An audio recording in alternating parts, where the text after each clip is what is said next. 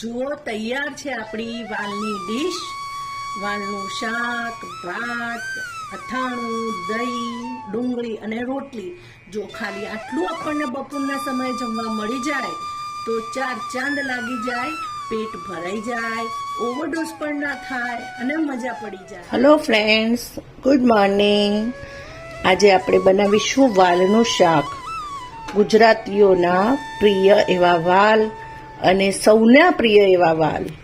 જો વાલનું શાક બનાવીશું. વાલને મેં આખી રાત પલાળીને મૂકી દીધા હતા, સરસ પલળી ગયા છે અને એને હવે મેં સ્ટીમ કરવા મૂકી દીધા છે, એટલે કે બાફવા. મીઠું નાખી દીધું છે બાફવામાં, એટલે સરસ બફાઈ જશે મસ્ત. અને બફાયા પછી આપણે એને સરસ રીતે વઘાર કરીશું. ચાલો એને બફાવા દઈએ, બરાબર. હેલો ફ્રેન્ડ્સ, જો આપણા વાલ બફાઈ ગયા છે સરસ. હવે આપણે એને મસ્ત રીતે વઘારી દઈશું. બહુ કશું વધારાનો મસાલો નાખવાનો નથી. આપણે એકદમ જો લીલા મરચાં લીધા છે અને મીઠો લીમડો મારા ગાર્ડનમાં ઉગ્યો છે, એટલે હજી બહુ નથી ઉગ્યો, તો બસ મેં આટલો જ લીધો છે. અને આ મરચાં 2 લીધા છે ઝીણા સમારેલા.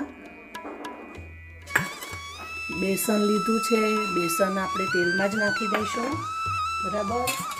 મસાલું લઈ લીધું છે, મસાલામાં બધા મસાલા હાજર છે. સાથે આ મીઠું પણ લઈ લીધું છે, એટલે આપણે કશું ભૂલી ના જઈએ, એનું ખાસ ધ્યાન રાખવાનું છે, બરાબર છે. લીંબુ લીધા છે ખટાશ માટે. ટામેટા કરતાં લીંબુ વધારે સારા, એટલે મેં લીંબુ લીધા છે. લીંબુ જો સહેજ કડક હોય તો આપણે આ રીતે કરીએ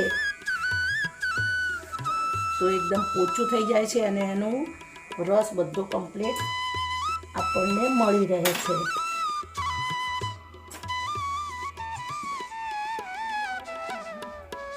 જો એકદમ પોચા લીંબુ થઈ ગયા છે. હવે આપણે આનો રસ ઉપયોગમાં લઈશું. તો વઘાર કરવા માટે સરસ તપેલી લઈ લીધી છે મેં, અને એની અંદર આપણે 2 ડોકલીનું તેલ લઈ રહી છું. વધારે તેલ આપણે નહીં લેવાનું, નળીઓ બ્લોક થઈ જાય, પછી એટક આવે, એ બધી સાવધાની પણ આપણે રાખવાની જ છે, બરાબર છે. હવે આપણે ગેસને ચાલુ કરી દઈશું.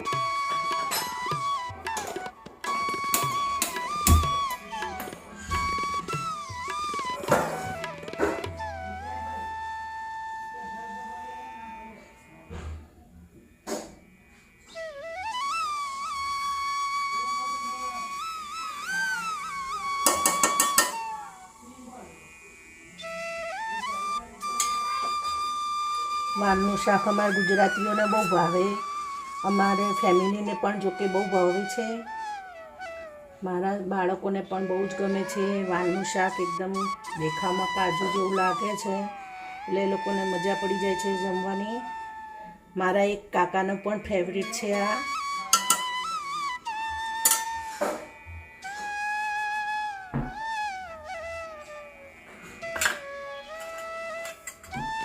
પ્રોટીન તો મળે જ છે આપણને વાલમાંથી, અને ખાવાની મજા પણ પડે છે, એ કારણ કે ખાવામાં એકદમ સ્વાદિષ્ટ લાગે છે.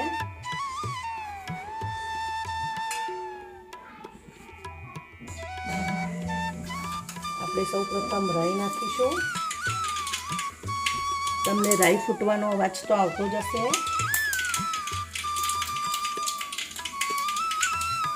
રાઈ ફૂટી જાય એટલે આપણે થોડું જીરું નાખીશું, પછી હિંગ નાખીશું. હવે આપણે ઝીણા સમારેલા મરચાં જે છે એ નાખીશું, અને આપણા ગાર્ડનનો જ લીમડો નાખીશું, બરાબર છે. અને હવે આપણે બેસન નાખી દઈશું.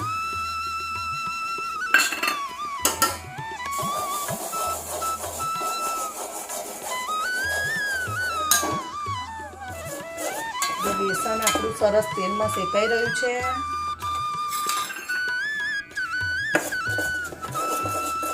બેસન સરસ કલર બદલી લે આપણો થોડોક, જો સેજ બ્રાઉન જેવો કલર થઈ ગયો છે. હવે આપણે આની અંદર મસાલા એડ કરી દઈશું. જો આપણે આટલી હળદર નાખી દઈશું, અડધી ચમચીથી ઓછી થોડી. અને તીખાસ માટે મરચું મેં 1 ચમચી જેટલું લીધું છે.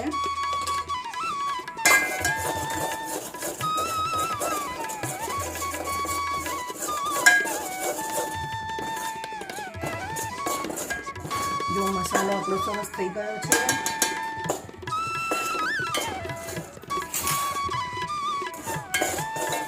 કલર સરસ આવી ગયો છે. હવે આપણે એની અંદર વાલ એડ કરીશું.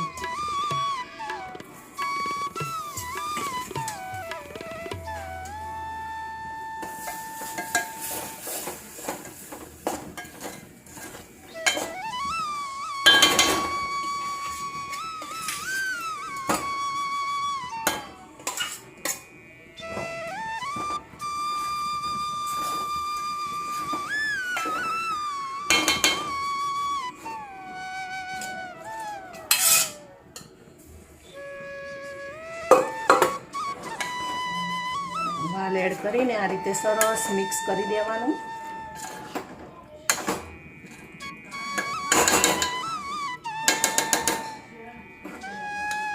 હવે આપણે એને રસા માટે વાલને સહેજ રસો રાખવાનો, એટલે રસાવાળા ભાત સાથે ખાઈ શકાય. આપણે જુઓ મેં અડધો ગ્લાસ જેટલું પાણી લીધું છે, એ આપણે એડ કરીશું. બહુ પાણી નહીં રાખવાનું, આ તો સહેજ લચકા પડતા હોય એટલે સરસ લાગે. આપણે વાલનું શાક બનાવવું છે, વાલની દાળ નથી બનાવવાની, એટલે પાણી આપણે અડધો ગ્લાસ જ રાખવાનું છે. થોડા લચકા પડતા જ રાખવાના છે. હવે થોડીક વાર આપણે ચડવા દઈશું. હવે આપણે મીઠાશ માટે એની અંદર ગોળ ઉમેરી કાઢીશું અને ખટાશ માટે લીંબુનો રસ. ચલો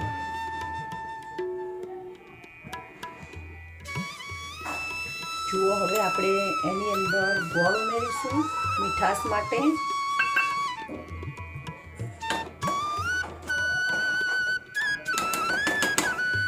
અને ખટાશ માટે મેં આ 2 લીંબુનો રસ લીધો છે. જુઓ મેં લીંબુને ઘોળવી લીધા એટલે એની અંદર કેટલો બધો રસ નીકળ્યો છે. તમે પણ જો આ રીતે લીંબુ કડક હોય ને તો એને બરાબર ઘોળવી લેવાના, એ રીતે તો તમારે રસ એકદમ વધારે આવશે અને તમે લીંબુનો સંપૂર્ણ ઉપયોગ કરી શકશો. જુઓ આપણા વાલ તૈયાર છે. બસ હવે એને 5 થી 10 મિનિટ સુધી થોડા કૂક થવા દઈશું, એટલે આપણે ઉપર થોડું તેલ આવી જશે. તેલ છૂટે એટલે આપણા વાલ તૈયાર છે. બરાબર, જો આપણા વાલ તૈયાર થઈ ગયા છે. હવે આપણે એની અંદર થોડું ગરમ મસાલો એડ કરી દઈશું સ્વાદ પ્રમાણે. ગરમ મસાલો હંમેશા છેલ્લે જ એડ કરવાનું છે, કારણ કે જો આપણે પહેલાં એડ કરીએ તો આપણા કોઈ પણ પ્રકારના શાકનો કલર થોડો કાળો પડી જાય છે. છેલ્લે આવી રીતે ગરમ મસાલો એડ કરી દઈશું અને પછી આપણે ગેસની ફ્લેમ બંધ કરી દઈશું અને થોડી ગાર્નિશ કરી દઈશું કોથમીર. જુઓ કેટલું સરસ લાગી રહ્યું છે આપણું વાલનું શાક. જેટલું દેખાવમાં સરસ છે એટલું ખાવામાં પણ એકદમ સ્વાદિષ્ટ છે અને પૌષ્ટિક પણ છે. વાલ એકદમ પ્રોટીનથી ભરપૂર હોય છે, એટલે ખાવામાં તો સ્વાદિષ્ટ છે જ, પણ હેલ્ધી પણ છે. તમે પણ આવું વાલનું શાક બનાવો અને આનંદ લો, અને પછી બનાવ્યા પછી ખાવામાં તમને કેવું લાગ્યું એ કમેન્ટમાં જરૂરથી કહેજો. બરાબર છે, તમે આ વાલનું શાક કેવું લાગ્યું એ મને કહેજો અને મારા વિડીયોને લાઈક ચોક્કસથી કરજો. વાલનું શાક આપણે ભાત અને રોટલી સાથે ખાઈ શકીએ છીએ, એટલે મજા પડી જાય છે. Have enjoy. ચલો તૈયાર છે આપણી વાલની ડીશ. વાલનું શાક, ભાત, અથાણું, દહીં, ડુંગળી અને રોટલી. જો આ રીતે સંપૂર્ણ ડીશ આપણને બપોરના સમયે મળી જાય તો ખૂબ જ ખાવાની મજા પડી જાય. તમે પણ આ રીતે બનાવો અને ખાઓ, એન્જોય કરો. Have a good day. આવજો.